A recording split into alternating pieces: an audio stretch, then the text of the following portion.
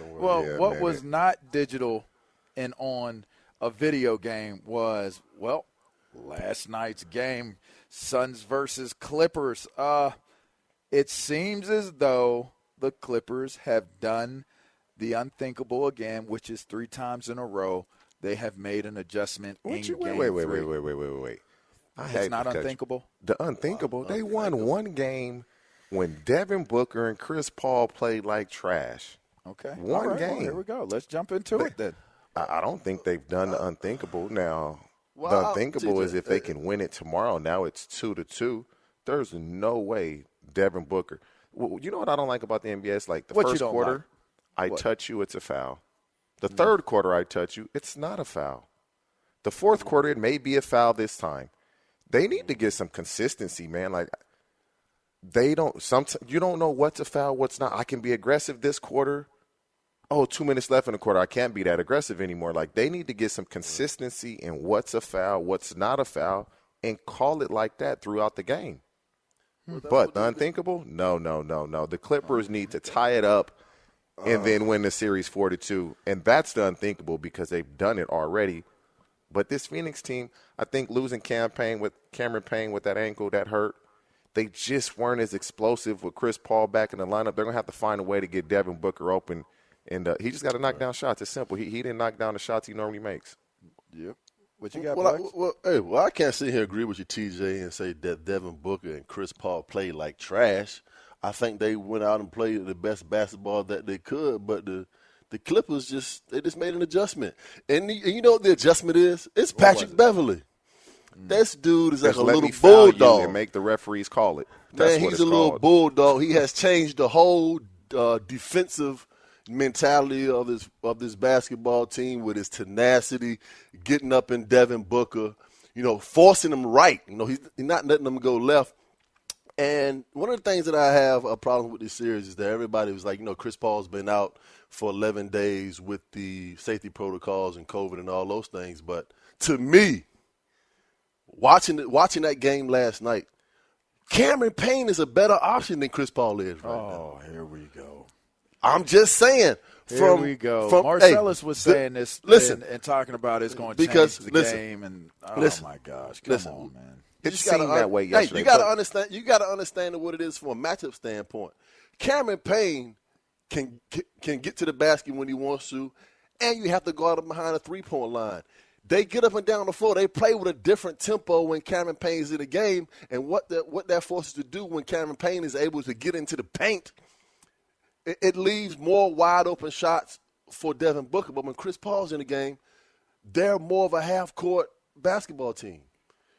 He actually slows the basketball game down, and it actually hurts them. For the Clippers, scores more than the starting backcourt for the Suns. You're probably not.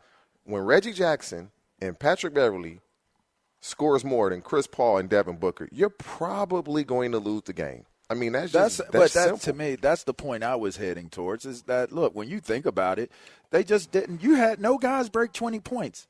No guys on the Suns yesterday broke 20 points. Give them some credit for playing defense, the Clippers. Nah, I'm not giving you credit. In big games, your big guns have to show up. In that last game, in that last game against the Denver Nuggets, Chris Paul showed up and he scored.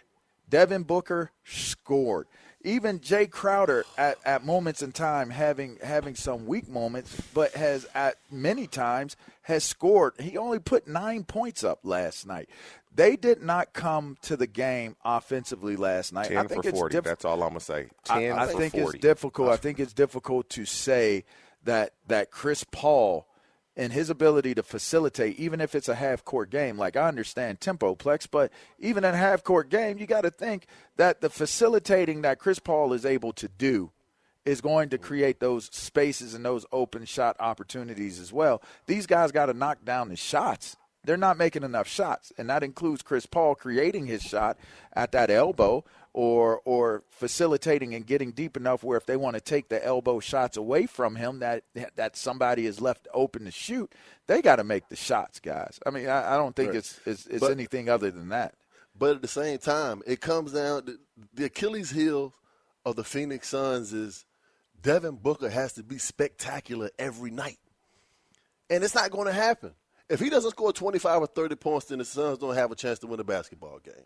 I wouldn't say spectacular. He has to be. He can't shoot 5 for 21. 5 for 21. Chris Paul, 5 for 19. Hey, you're going to have off nights as a shooter. You're going to have off nights. You don't have to be spectacular. I mean, Paul George had a good game. More. He shot pretty much 33% from the field. That's not great shooting, but he made plays for his team. 27 points, 15 rebounds, 8 assists. That's not a great game shooting-wise, but overall, that's a great game. And Reggie Jackson continues to be a guy who is an unsung hero of this run that the Lakers or the Clippers are on right now. I mean, he's making big shots, he's making timely shots, and he's doing it consistently over and over again when they need it. Go ahead. What's the Reggie Jackson is making big shots. It's just it's simple. Right. He's playing when the Suns made a run yesterday, twice Reggie Jackson hits him with a dagger 3. He did that in the last series against Utah, and he's doing it now. And the crazy thing with Kawhi being out, the third quarter, Terrence Mann scored like 8 points in a row. Was like this game is mine. I'm gonna take over real quick. Let me get these 3 to 4 minutes. This is my time. That as soon as halftime ended, right when the third quarter started, Terrence Mann took over, and it was like, wow.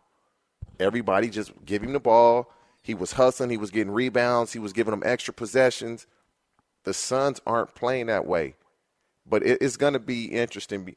You notice Jay Crowder fouls out of the game late, and he was kind of pissed that Paul George got away with the push-off, and then they called him for the foul. Right. I truly believe tomorrow the sense of urgency, the desire, the toughness, the want to, the Suns are going to come out from the first tip and play with a different desire and attitude than they played with last night. This is over here what I'm trying to explain to you guys. Tell us what you're trying to explain. Like y'all know what I'm talking about. It's the same situation that the Clippers going into the game 3. They're down 0-2. They know they need to win this game, so it's a different mentality. It's a different sense of urgency as far as them defensively and guarding Devin Booker and Cameron Payne and all these guys. Y'all just act like, okay, he just going to come out there and score 40 points a night. Give the Clippers some credit. They knew they needed to win this game. They couldn't go down 0-3, and that's exactly what they did. Oh, we gave the Clippers credit. The Suns just have to match that intensity. I mean, Patrick Beverley literally fouls you every time down the court. The refs just aren't going to call it. He knows it. For me to believe that the Clippers have a chance to win this series, they got to come out and play like that in Game 4, which they won't come out and play that way. I think there's going to be a matching of energy because there's a sense of urgency. There has to be a sense of urgency on both sides of the ball.